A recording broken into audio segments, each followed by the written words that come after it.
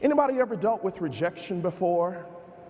I remember a number of years ago when I wrote Release Your Brilliance as a self-published book.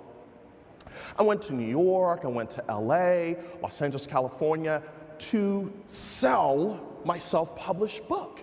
And I received 13 rejections. No, not here. And I was like, wow, what am I gonna do?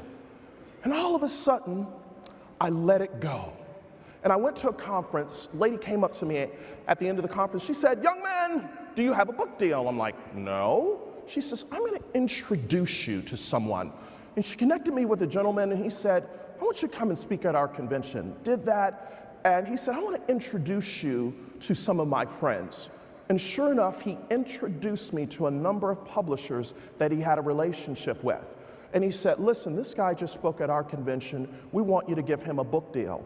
And many of the people that he was talking to were some of the people that had sent me rejection letters. And all of a sudden, I'm like, shut the front door. Really? Is this how it works? But what I realized is that I had to persevere. I had to stay the course. I had to realize, in the good words of my dear friend Willie Jolly, a setback is a setup for a comeback. And when I really began to understand that, I realized that rejection is my friend, not my foe. Rejection is a brilliant opportunity to grow.